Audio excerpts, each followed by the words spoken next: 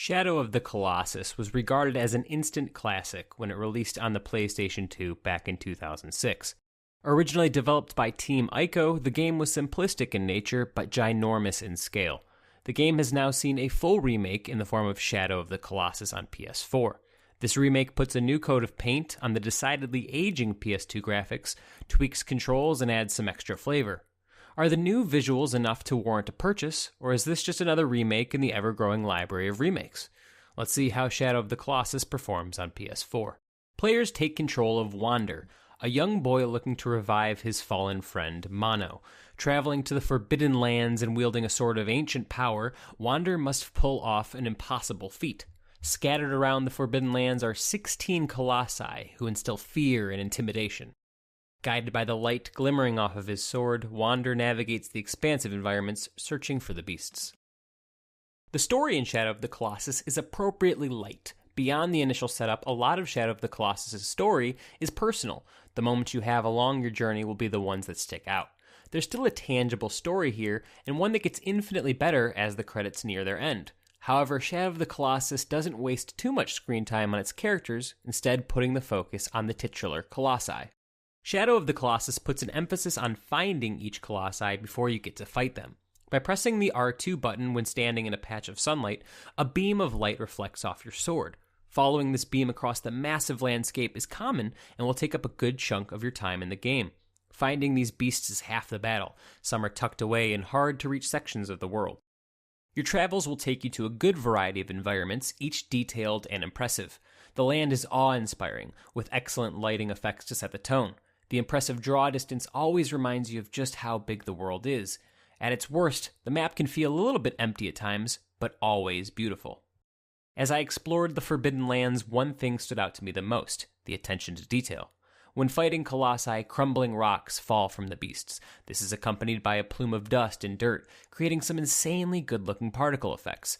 In terms of landscape, the attention to detail only heightens the experience. Water and sand are both equally well done, and jumping into a lake causes realistic air bubbles at impact. Swimming around sends ripples across the water. Running across sandy dunes is also visually arresting, more so if you're riding on your trusty horse Agro. Sand kicks up behind the horse's legs, and the hoof prints left behind are oddly impressive. When matched against the huge scale of the Colossi, it was interesting to me that the environmental effects were what stuck out the most. Shadow of the Colossus often plays more like a puzzle game than anything else. Wander only has a bow and sword, and swinging blindly at the Colossi will do you no good. Each Colossi is different, and only 2 of them looked even remotely similar. Most are incredibly massive, but none are repetitive. After searching far and wide, finding and approaching a Colossi is a stressful event, and the scale of these beasts makes the power struggle that much more apparent. Before damaging a Colossus, you'll have to first scale it. Figuring out how and when to make your approach is half the battle. Damaging these beasts feel more like a reward than anything else. Each Colossus battle is unique, and your method for getting on top of one will surely not work for any of the others. Now, once you're on top, you'll have to grip onto their hairy bodies, expending your stamina meter. You can get a breather by standing on pieces of their armor, but this is a precarious situation, as Wander can stumble and fall at any point. Eventually, you'll find a glowing weak spot, where you simply stab them with as much power as possible. Now, my biggest issue with the game is an old one: the controls. Since released on the PlayStation 2, players had complained or praised the game's somewhat clunky controls. Now, this may be by design, intended to remove some predictability in favor for some stressful moments. When the controls acted up, I was more frustrated than anything else. In a game where one wrong move can spell your death, having tight controls is an absolute must. For me, it weakens the overall experience, and in comparison to the original, the controls felt a little bit tighter, but still lackluster. At a mid-tier price, Shadow of the Colossus is an affordable and effective remake. The updated visuals make Colossi magnificent to behold, and the surrounding landscapes are just as remarkable. The sweeping orchestral score adds weight to the fights and punctuates your successes. Each beast you slay feels immensely rewarding, and figuring out the strategy behind each Colossus is tons of fun. The updated controls help a little bit, but controlling Wander can still feel clunky at times. At worst, you can count on an accidental death or 2 due to the controls. Your mileage with Shadow of the Colossus will vary, depending on if you've played the game before and how well you remember it to be.